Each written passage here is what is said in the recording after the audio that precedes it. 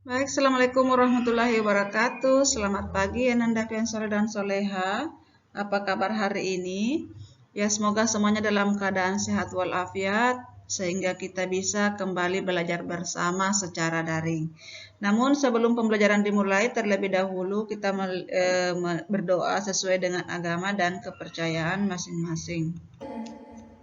Bismillahirrahmanirrahim. Rabbi zidni ilman warzuqni fahma. Baik, materi pada hari ini itu sudah memasuki tema 1, pembelajaran subtema 2, pembelajaran 6. Nah, diharapkan setelah Anandaku memperhatikan video pembelajaran kali ini, diharapkan dapat Anandaku dapat menyebutkan macam-macam gerak otot dengan benar. Kemudian Anandaku dapat menjaga dan merawat otot dengan baik. Kemudian dapat membuat cover ya. Jadi perhatikan penjelasan pada kali ini. Sendi-sendi pada tulang dan macam-macam gerak otot. Jadi tulang satu dengan tulang lainnya dihubungkan dengan sendi. Jadi ingat, tulang yang satu dengan tulang yang lain itu dihubungkan dengan sendi. Nah, perhatikan gambar tengkorak manusia ini. Ya, ini yang dimaksud sendi putar, dapat digerakkan memutar. Itu letaknya pada leher. Yang ada di leher itu sendi putar itu dapat digerakkan memutar ke kiri dan ke kanan. Kemudian sendi engsel ini ada pada siku. Jadi sendi engsel itu hanya dapat digerakkan ke satu arah, atas atau bawah. Ya, bisa coba-coba digerakkan sikunya untuk dipraktekkan. Itu yang ada di siku itu sendi engsel karena hanya dapat digerakkan satu arah. Kemudian yang ada di tulang panggul itu sendi peluru, dapat bergerak ke semua arah. Kemudian yang ada di pergelangan tangan itu sendi pelana, dapat digerakkan dua arah. Kemudian sendi geser yang ada di pergelangan kaki hanya dapat menggeser. Selanjutnya macam-macam gerak otot pada manusia. Itu yang pertama gerak menekuk atau meluruskan. Gerak menekuk atau meluruskan ini gerakan dilakukan pada bagian sendi engsel dan pelana, contoh gerak lutut, siku, dan ruas-ruas jari. Kemudian gerak menurunkan atau menekan ke bawah. Itu gerakan menggunakan bagian tubuh. Contoh gerak menggentakkan kaki dan menekan benda menggunakan tangan. Kemudian gerak menaikkan, gerakan dilakukan dengan menaikkan bagian tubuh, contoh saat mulai terbuka kemudian kembali menutup.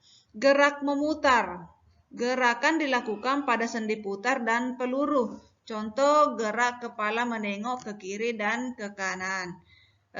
Gerak menjauhkan dan mendekatkan tubuh itu dilakukan dengan menjauhkan dan mendekatkan tubuh. Contoh, gerak merentangkan tangan dan menggerakkan kaki ke arah samping. Cara menjaga dan merawat otot pada manusia, itu yang pertama menghindari gerakan yang membebani kerja otot secara berlebihan. Jadi agar terhindar dari gangguan atau cedera pada otot, maka kita harus menghindari kegiatan atau gerakan yang dipaksakan, gerakan tiba-tiba, dan kegiatan-kegiatan yang terlalu membebani kerja otot. Kemudian melakukan peregangan. Jadi lakukan beberapa gerakan peregangan sebelum dan sesudah melakukan aktivitas tertentu yang memanfaatkan kerja otot dalam jangka waktu yang lama, seperti saat berolahraga, berjalan jauh, dan berlari. Kemudian melakukan latihan rutin. Jadi latihan rutin ini banyak latihan fisik yang dapat kita lakukan untuk menjaga kesehatan otot.